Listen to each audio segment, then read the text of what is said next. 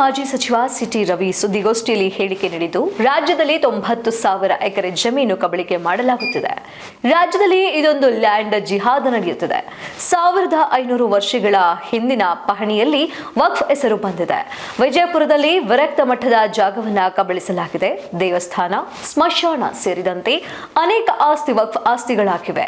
ಮುದ್ದೇನಹಳ್ಳಿಯಲ್ಲಿ sir M Visvesvaraya ಅವರು ಕಲಿತ ಶಾಲೆಯ ಆಸ್ತಿ ಕೂಡ ವಕ್ಫ್ ಹೆಸರಿಗೆ ಸೇರಿಸಲಾಗಿದೆ. ಕಂಡವರ ಆಸ್ತಿ ನಮ್ಮದು ಅಂತ ಬೇಲಿ ಹಾಕಿಕೊಳ್ಳುವ ಅಧಿಕಾರ ಇಲ್ಲ. ನ್ಯಾಯಾಂಗ ವ್ಯವಸ್ಥೆಯನ್ನ ಮೀರಿ ಅಧಿಕಾರವನ್ನ ನೀಡಿರುವುದು ಎಷ್ಟರ ಮಟ್ಟಿಗೆ ಸರಿ? ಸರ್ಕಾರ ಸಂವಿಧಾನ ಬಾಹಿರವಾದಂತಹ ಕೆಲಸಕ್ಕೆ ಮುಂದಾಗಿದೆ. ವಕ್ಫ್ ಬೋರ್ಡ್ ಆಸ್ತಿ ನಮೂದು ಮಾಡುತ್ತೆ. ಇದರ ಬಗ್ಗೆ ವಕ್ಫ್ ಟ್ರಿಬ್ಯುನಲ್ಗೆ ನ್ಯಾಯ ಕೇಳಬೇಕು. ಇದು ಒಂದು ರೀತಿ ಕುರಿ ಹೋಗಿ ತೋಳದ ಮುಂದೆ ನ್ಯಾಯ ಕೇಳಿದಂತೆ ಆಗಿದೆ. ನಮ್ಮ ಹೋರಾಟ ಸಂವಿಧಾನದ ಪರ, ರಾಜ್ಯ ಸರ್ಕಾರ ಸಂವಿಧಾನದ ಪರ ಇದೆಯಾ ಅಥವಾ ಶರಿಯಾ ಪರ ಅನ್ನೋದನ್ನ ಸ್ಪಷ್ಟಪಡಿಸಬೇಕು. ವಕ್ಫ್ ಅದಾಲತ್ ನಡೆಸುವುದಕ್ಕೆ ಸಂವಿಧಾನದಲ್ಲಿ ಅವಕಾಶವಿಲ್ಲ. ಅದಾಲತ್ ನಡೆಸಿದ ಜಮೀರ್ ಅಹಮದ್ ಅವರನ್ನ ಸರ್ಕಾರದಿಂದ ವಜಾ ಮಾಡಬೇಕು ಎಂಬ ಹೇಳಿಕೆಯನ್ನ ನೀಡಿದ್ದಾರೆ. ವಿಶ್ವೇಶ್ವರಯ್ಯನವರು ಓದಿದ ಶಾಲೆ ಮುದ್ದೇನಹಳ್ಳಿ, ಆ ಶಾಲೆ ಇವತ್ತು ವಕ್ಫ್ ಪ್ರಾಪರ್ಟಿ ಅಂತ ಡಿಕ್ಲೇರ್ ಮಾಡ್ಕೊಂಡಿದ್ದಾರೆ. ಕನ್ನಡ ಶಾಲೆ, ಆಸ್ಪತ್ರೆ, ಕೆರೆ ಇವೆಲ್ಲವೂ ವಕ್ಫ್ ಪ್ರಾಪರ್ಟಿ ಅಂತ ಡಿಕ್ಲೇರ್ ಮಾಡ್ಕೊಂಡಿದ್ದಾರೆ. ದಾನ ಕೊಟ್ಟು ಜಮೀನನ್ನ ನಿರ್ವಹಣೆ ಮಾಡೋದಕ್ಕೆ ವಕ್ಫ್ ಬೋರ್ಡ್ ಸ್ಥಾಪನೆ ಆಗಿತ್ತು. ಕಂಡವರ ಆಸ್ತಿಯನ್ನ ಕಬಳಿಸೋದಕ್ಕಲ್ಲ.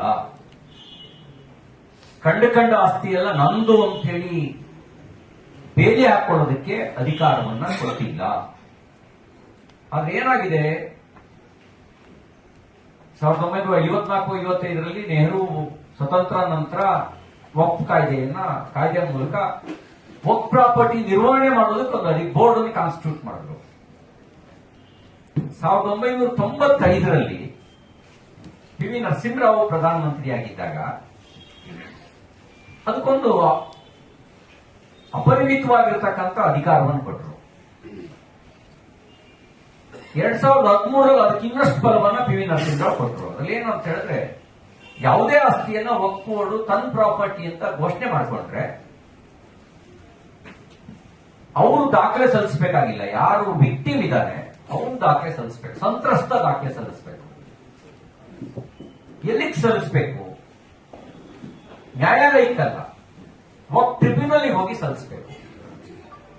ನಾನು ಮುಖ್ಯಮಂತ್ರಿ ಸಿದ್ದರಾಮಯ್ಯನವರಿಗೆ ತಮ್ಮ ಮೂಲಕ ಕೇಳಿಕ್ ಬಯಸ್ತೇನೆ. ಸಿದ್ದರಾಮಯ್ಯನವರೇ, ನೀವು ಲಾ ಗ್ರಾಜುಯೇಟ್, ಕೆಲವು ಕಾಲ ವಕೀಲರಾಗಿ ಪ್ರಾಕ್ಟೀಸ್ ಮಾಡಿದವರು, ಆಳುವಾದ ಕಾನೂನಿನ ಜ್ಞಾನ ಇರುವುದು. ನಾನು ಮುಖ್ಯಮಂತ್ರಿಗಳಿಗೆ ಕೇಳ್ತೀನಿ, ಕುರಿ ತೋಳನ ಹತ್ರ ನ್ಯಾಯ ಕೇಳಿದ್ರೆ ತೋಳ ನ್ಯಾಯ ಕೊಡುತ್ತಾರ? ಕಬಳಿಸೋದು ವಕ್ಫ್ ಬೋರ್ಡ್, ನ್ಯಾಯ ಕೇಳಕ್ ಹೋಗೋದು ವಕ್ಫ್ ಟ್ರಿಬ್ಯುನಲ್ ಹತ್ರ ಅನ್ನೋದು ಸಂವಿಧಾನ ಬಾಹಿರ ಅಲ್ವೇ? ಇದು ನಮ್ಮ ದೇಶದ ನ್ಯಾಯಾಂಗ ವ್ಯವಸ್ಥೆಯನ್ನ ಮೀರಿದ ಅಧಿಕಾರ ಕೊಟ್ಟಂಗಲ್ವ? ಇದಕ್ಕೆ ಯಾಕೆ ನೀವು ಈ ವಿಷಯದಲ್ಲಿ ತಮ್ಮ ಎದೆಗಾರಿಕೆಯನ್ನು ತೋರಿಸ್ತಾ ಇಲ್ಲ? ನನಗನ್ಸುತ್ತೆ ಕಾಂಗ್ರೆಸ್ ಪಾರ್ಟಿ ಮತದ ಆಸೆಗೋಸ್ಕರ, ಮತ ಬ್ಯಾಂಕಿನ ಆಸೆಗೋಸ್ಕರ ಮತಾಂಧತೆಗೆ ಕುಮ್ಮಕ್ಕು ಕೊಡ್ತಾ ಇದೆ ಮತ್ತು ಮತಾಂಧತೆಯನ್ನು ಪ್ರೋತ್ಸಾಹಿಸ್ತಾ ಇದೆ. ಇದು ಅನ್ಕಾನ್ಸ್ಟಿಟ್ಯೂಷನಲ್, ಸಂವಿಧಾನ ಬಾಹಿರವಾಗಿರ್ತಕ್ಕಂಥದ್ದು. ಅದಕ್ಕೆ ನಮ್ಮ ಹೋರಾಟ ರೈತರ ಪರ, ನಮ್ಮ ಹೋರಾಟ ದಲಿತರ ಪರ, ನಮ್ಮ ಹೋರಾಟ ಸಂವಿಧಾನದ ಪರ. ಸಂವಿಧಾನದ ಮೇಲೆ ಸರಿಯಾವನ್ನ ಎತ್ತಿ ಕಟ್ಟುವ ಕೆಲಸ ಕಾಂಗ್ರೆಸ್ ಪಾರ್ಟಿ ಮಾಡಿದೆ. ಅದನ್ನ ನಿಲ್ಲಿಸಬೇಕು ಅಂತ ಆಗ್ರಹಿಸ್ತೇನೆ.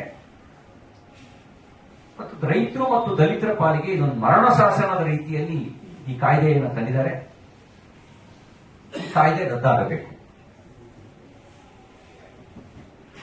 ಈಗ ನೀವು ಗೆಜೆಟ್ ನೋಟಿಫಿಕೇಶನ್ ರದ್ದಾಗಿಲ್ಲ, ಕೇವಲ ನಮ್ಮ ಹೋರಾಟಕ್ಕೆ ಮಣಿದು ಉಪಚುನಾವಣೆ ಹಿನ್ನೆಲೆಯಲ್ಲಿ ಪಹಣಿಯ ಕಾಲಂ ನಂಬರ್ 11 ಮಾತ್ರ ವಾಪಸ್ ತೆಗೆದುಕೊಂಡಿದೆ ಅಂತ ಹೇಳಿದಿರಿ. ಈ ಕಾಯ್ದೆ ಎಲ್ಲಿವರೆಗೂ ಇರುತ್ತೆ ಅಲ್ಲಿವರೆಗೂ ಇದು ತೂಗು ಕತ್ತಿ ಇದ್ದಂತೆ, ಯಾವತ್ತು ಬೇಕಾದ್ರೂ ಇದು ಮರಣ ಶಾಸನ ಆಗ್ಬೋದು. ಹಾಗಾಗಿ ಕಾಯ್ದೆ ರದ್ದಾಗಬೇಕು. ಎಲ್ಲ ಸಮಗ್ರ ದಾಖಲೆಗಳನ್ನು ಪರಿಶೀಲನೆ ಮಾಡಿ ದಾನ ಕೊಟ್ಟಿದ್ರೆ ದಾನ ಕೊಟ್ಟ ಆಸ್ತಿಯ ನಿರ್ವಹಣೆ ಮಾತ್ರ ವಕ್ಫ್ ಬೋರ್ಡ್ ಇತ್ತು. ಕಂಡಿದ್ದೆಲ್ಲ ಇವರು ವಕ್ಫ್ ಬೋರ್ಡ್ ನಲ್ಲಿ ರೆಗ್ಯುಲೇಷನ್ ಮಾಡಿಕೊಂಡು ನಿರ್ಣಯ ಮಾಡಿ ಗೆಜೆಟ್ ನೋಟಿಫಿಕೇಶನ್ ಹೊರಡಿಸಿ ಅದು ನಮ್ದು ಅಂತ ಹೇಳುವಂತ ಪದ್ಧತಿ ಅದು ಸಂವಿಧಾನ ಬಾಹಿರವಾಗಿರ್ತಕ್ಕಂಥದ್ದು ಮತ್ತು ಕಾನೂನಿನ ಉಲ್ಲಂಘನೆ ಮಾಡತಕ್ಕಂಥದ್ದು. ಹಾಗಾಗಿ ಇದ್ರ ವಿರುದ್ಧ ನಾವು ಜನಾಭಿಪ್ರಾಯವನ್ನು ರೂಪಿಸ್ತೇವೆ. ಕಾಂಗ್ರೆಸ್ ಪಾರ್ಟಿ ತಮ್ಮ ನಿಲುವನ್ನು ಸ್ಪಷ್ಟಪಡಿಸಬೇಕು. ನೀವು ಸಂವಿಧಾನದ ಪರನೋ ಶರಿಯಾ ಪರನೋ ಅನ್ನೋದನ್ನ ನಾವು ಸ್ಪಷ್ಟವಾಗಿದ್ದೀವಿ. ನಾವು ಸಂವಿಧಾನದ ಪರ. ನೀವು ಶರಿಯಾ ಪರ ಅಲ್ಲ ಅನ್ನೋದಾದ್ರೆ ಈ ಅಕ್ರಮ ಕಾಯ್ದೆಯ ಬಗ್ಗೆ ನಿಮ್ಮ ನಿಲುವೇನು? What is your stand? ಅದನ್ನ ಸ್ಪಷ್ಟಪಡಿಸಬೇಕು ಅಂತ ಹೇಳಿ ಆಗ್ರಹಿಸ್ತೇವೆ. ಜಮೀರ್ ಅಹಮದ್ ಖಾನ್ ಅವರು ಹೋಗಿ ವಕ್ಫ್ ಟ್ರಿಬ್ಯುನಲ್ಲು ಎಂಥದ್ದು ವಕ್ಫ್ ಅದಾಲತ್ ನಡೆಸ್ತಾ ಇದ್ದಾರೆ. ಯಾವ ಕಾಯ್ದೆ ಅಡಿನಲ್ಲಿ ಅದಾಲತ್ ನಡೆಸ್ತಾ ಇದ್ದಾರೆ? ಅಲ್ಲಿ ಬೆದರಿಕೆ ಹಾಕ್ತಾರೆ ಅಧಿಕಾರಿಗಳಿಗೆ. ಒಂದು ತಿಂಗಳೊಳಗಡೆ RTC ಒಳಗೆ ನಮೂದು ಮಾಡದೇ ಇದ್ರೆ ನಿಮ್ಮನ್ನೆಲ್ಲ ಸಸ್ಪೆಂಡ್ ಮಾಡ್ತೀವಿ ಅಂತ ಬೆದರಿಕೆ ಹಾಕಿದ್ದಾರೆ. ಮುಖ್ಯಮಂತ್ರಿಗಳ ಬೆಂಬಲ ಇದೆ ಅಂತ ಅವರು ಸ್ಪಷ್ಟವಾಗಿ ಹೇಳಿದ್ದಾರೆ.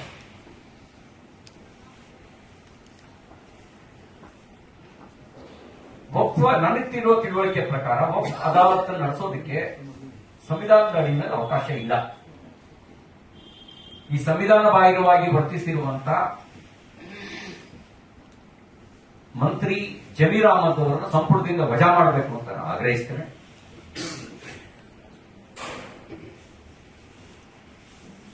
ಯಾವ್ಯಾವುದನ್ನು ಇದುವರೆಗೂ ವಕ್ಫ್ ಅಂತ ಹೇಳಿ ದಾಖಲಿಸಿದರೆ ಅದೆಲ್ಲದರ ಪರಿಶೀಲನೆ ಆಗಬೇಕು.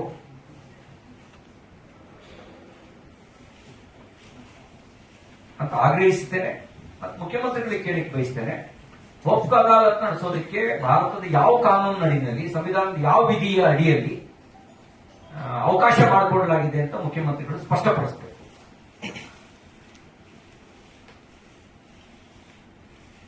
ಮತ್ತು ಈ ವಿಷಯದಲ್ಲಿ ಜಾಣ ಮರೆವು ತೋರಿಸೋದನ್ನ ಬಿಟ್ಟು ಸತ್ಯದ ಪರವಾಗಿ ನಿಲ್ಲಬೇಕು ಅಂತ ನಾನು ಕಾಂಗ್ರೆಸ್ ಪಾರ್ಟಿ